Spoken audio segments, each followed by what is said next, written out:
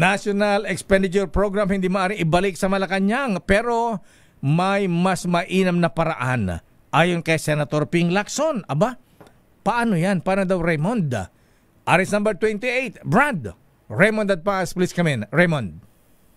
Mayor Elaine, hindi maaring ibalik ng Kamara de Representantes sa Malacanang ang 2026 National Expenditure Program o NEP matapos matuklasan na ito ay mangled o mga kadudadudang entries nito. Ito ang paniniwala ni Senador Panfilo Ping Lacson kasunod ng desisyon ng Kamara na ibalik ang NEP sa Department of Budget and Management dahil sa mga insertions na isinisisi sa mga congressmen. Para kay Lacson, ang mas mainam na option ay magsumiti ang DPWH ng kung tawagin ay errata sheets at idaan ito sa DBM para pag-aralan at nasa Kongreso na ang desisyon kung ito ay tatanggapin. Git ng Senador, hindi maaaring ibalik sa Malacanang ang NEP dahil ito ay budget proposal lamang. Hindi pa ito enrolled bill na para sa approval o line item veto ng Pangulo.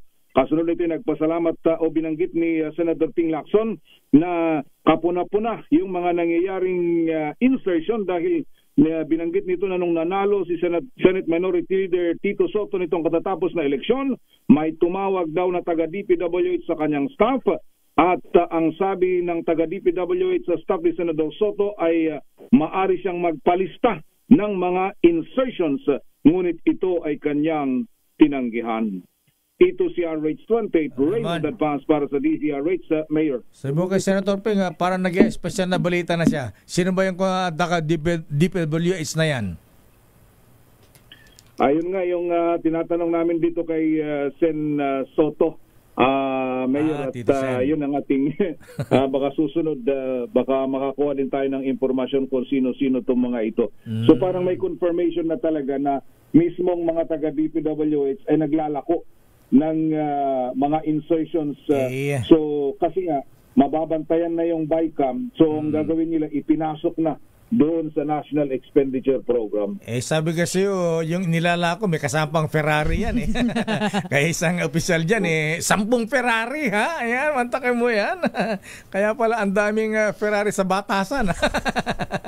Buti wala na dyan buti wala na yung sikat na congressman dyan na ginagawang racetrack yung yung drive best.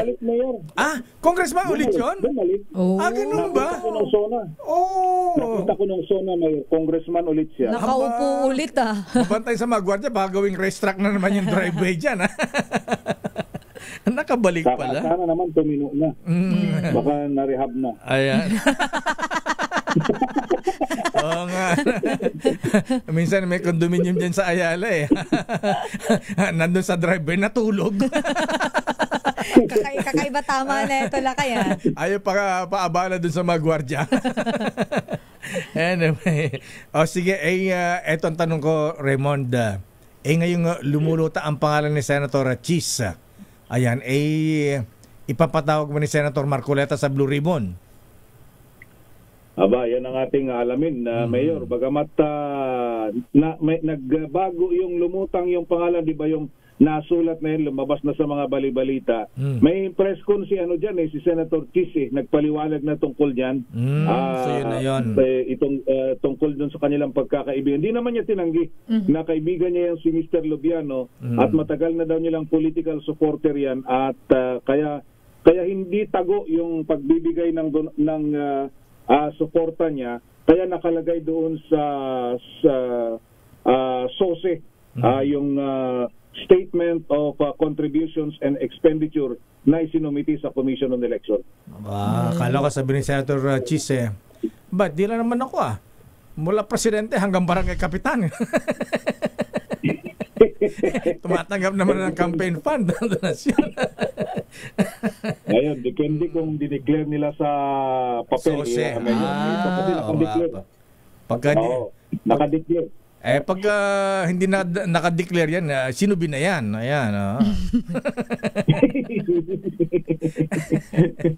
Yun na nga ang problema. Idugtong ko na rin, Mayor at Sister El, dahil nagpalabas may bagong pinirmahan si Senate President Chis Escudero na subpina 5 kontraktor at 3 taga-DPWH. Ang mga ito ay mauobliga na sila ay humarap sa September 8 hearing ng Senate Blue Ribbon Committee. Ito sina Darcy Kemel Respicio ng Darcy and Anna Builders, Sally Santos, ito yung SYMS, Pacifico Discaya II ng Alpine Omega, ito yung asawa ni Ate Sara Discaya, si Maritoni Meligrito ng Elite General Contractor and Development Corporation, Edgardo Sagum, yung Edma Reconstruction and Trading, Engineer JP, ito yung mga taga-DPWH na kuto-kuto ng casino. Sabi ni Engineer Alcantara, ito si Engineer JP Mendoza, Engineer Bryce Erickson Hernandez at Engineer Juanito Mendoza na mga parehong dating taga-Bulacan First Engineering District Office. Mula sa Senado, ito si RH20, Raymond Advaz para sa DZRH, una sa Pilipinas, una sa Pilipino. Maraming salamat, Raymond Advaz.